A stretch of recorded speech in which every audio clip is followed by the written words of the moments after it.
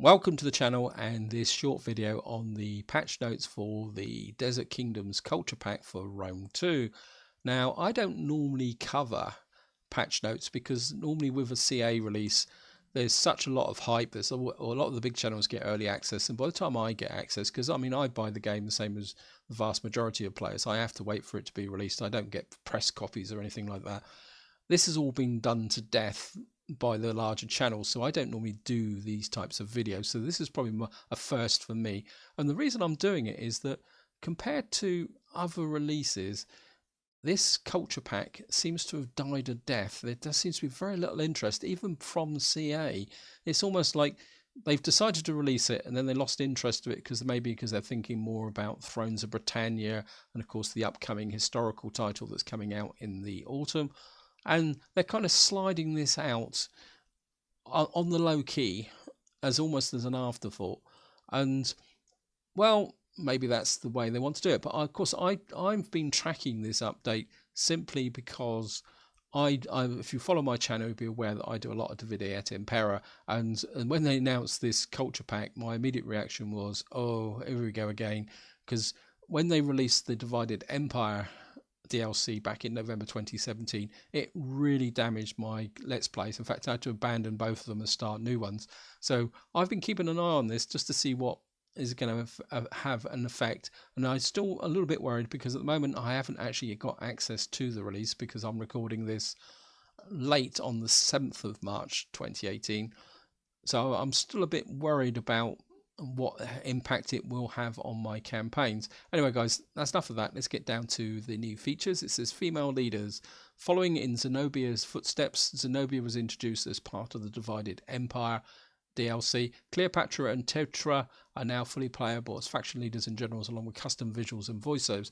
Tetra has been added to leader of the Adria in the Grand Campaign, and Cleopatra has been added to leader of the Imperator Augusta campaign. So what they're actually doing is they decided to introduce female faction leaders from history, but of course the problem is with the game mechanic they got to make them generals, which is a bit unfortunate. But I think I can live with that.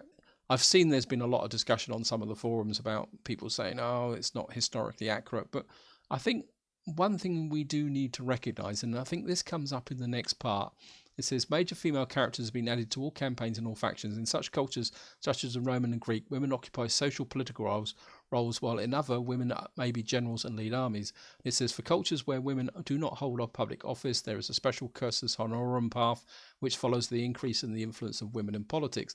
What that actually means, guys, is that like the generals, that they can get a promotion in rank and political status. There's going to be a separate path for the women in the background who are not generals, and I quite like that idea because I think a lot of people tend to forget that even in the Roman and Greek empires, there were some incredibly powerful women who shaped and ran the empire, especially when their husband was away conquering lands. And I mean, you had people like Livia Drusilla and Fulvia. These were very, very powerful women, and they had a massive impact on the empire. And I do like the idea of the fact that CA are now starting to integrate that into the political family side of the game.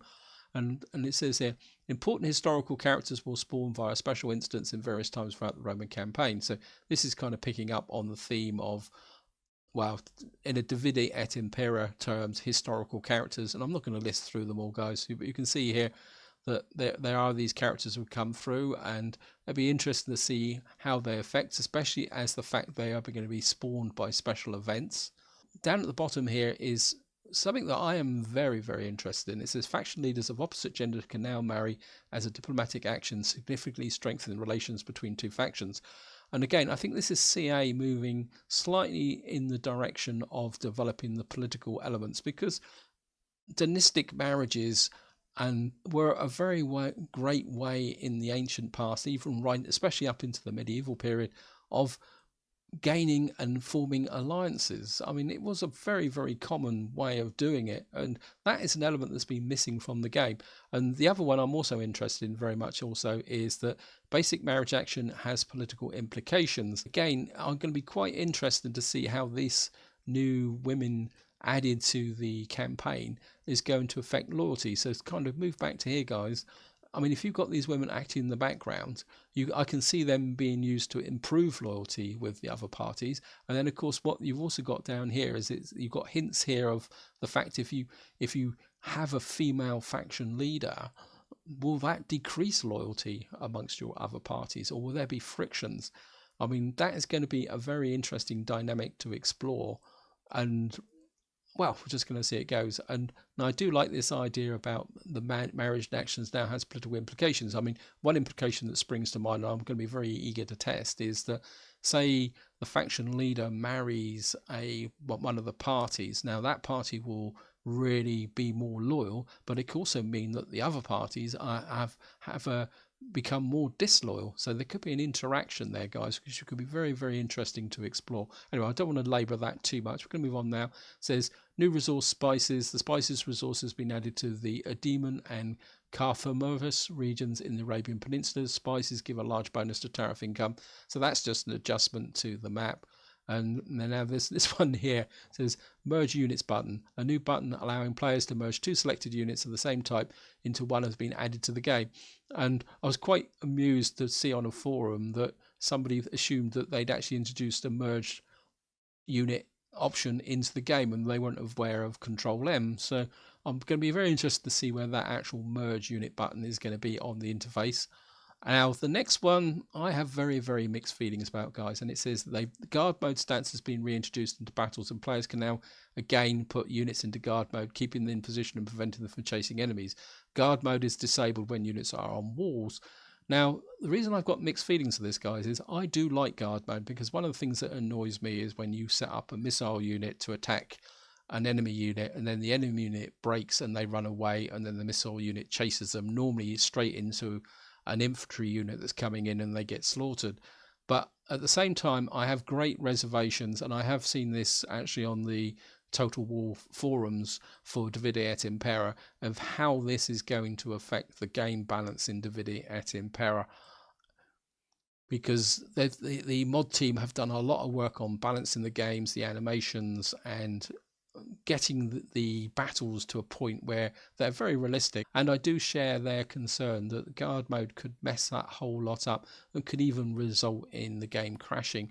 When I've got my fingers crossed on that one, guys. Now the next one is a mod filter. A new mod filter tool has been introduced to help players disable all their mods after a new patch has been applied to prevent them from breaking the game. Again, I'm going to be very interested to see how that actually works out. This last one, it says factions removed from the Grand Campaign.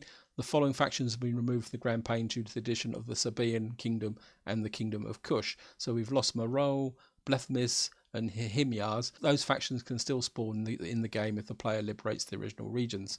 So for the price of getting the new culture pack, you're effectively going to lose these elements here.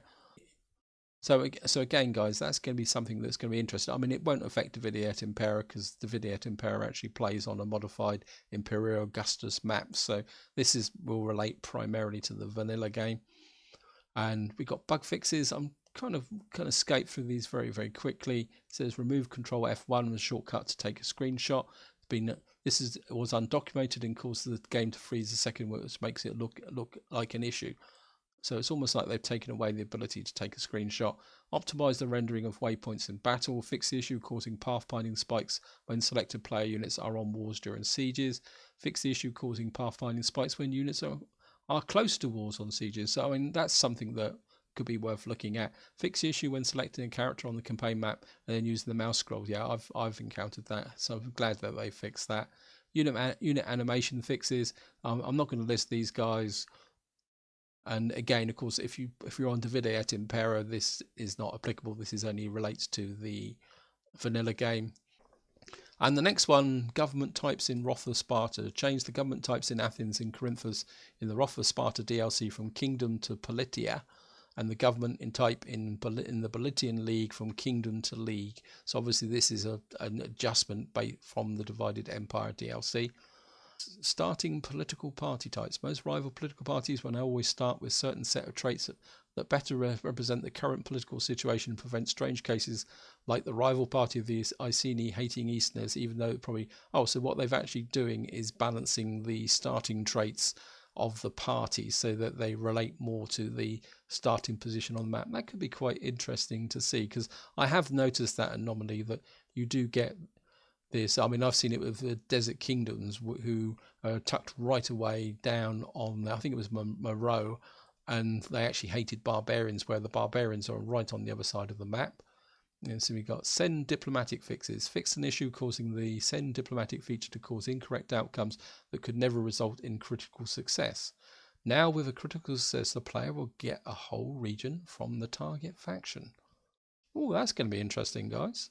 That I'm not sure what political action that would be. I mean, if you're going to send your diplomat to improve your relations and then you get back the target region, I'm not sure how that's going to work, guys. That's going to be quite interesting to actually look at how that action will work, and I can feel a separate video once I've got access to this culture pack in the future. Champion trait striking. The champion trait striking has been fixed to actually hurt the enemy army. Scipio Africanus is once again available in the Hannibal of the Gates campaign. Achievements fixes.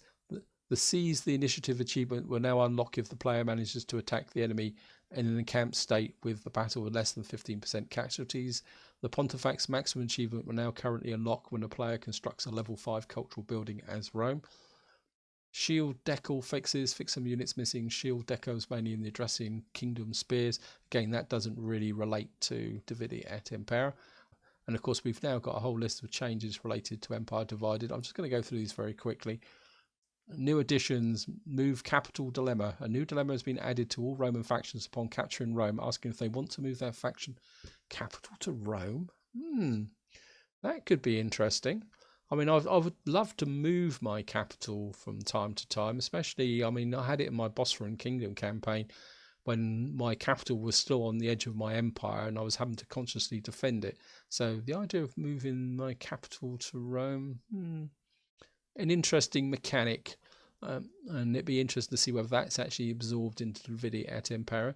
New Saxony ships. 3 new naval units have been added to the Saxony roster in both campaign and custom battle. So we've got assault raider, medium assault raider, heavy raider. Okay. New Saxony Admiral option, heavy raider. So yeah, these are bug fixes. Gallic Empire client states. Fixed an issue with all Gallic Empire client states not recruiting any medium or higher level tiers. Fix the Tetras model in a battle to hold a spear while on a chariot. Eastern Barbarian City Centre auxiliary fixes. Fix the bug where cities in Eastern Barbarian cultures displaying more artillery slots in the building tooltip than they actually were. Multiple visual updates on Roman units. Multiple units from Roman factions have had their models updated for better historical accuracy. These units include the Gallic Legionnaires. Yes, I'm not going to go all through that, guys. Voice unit line fixes. Known issues. Status quo achievement is not currently available, unlocked. And of course, down the bottom here is something that I'm going to treat as my fallback situation for my Divide et Impera campaign. That if you don't want to apply this patch, you can always use the betas tab within Steam to actually roll back to patch 18. So there we are, guys. That is the patch notes. Now, bear in mind that obviously there's new rosters and changes related to the actual culture pack. This is almost like the free LC element of the release. And obviously, because I played Divide et Impera, I both like and I'm a little bit worried about this update. What I will be doing once I can get access to the culture pack, once it comes out, I will go through and I'll probably do a follow-up video, guys, just to show these features. Maybe on the vanilla campaign and on the Divide et Impera map. And of course, if the Divide et Impera mod team decide to do any updates, I will be covering that. I think that's about it, guys. Hope you've enjoyed the video. Hope you found it interesting. And until next time, whatever you do, enjoy your gaming.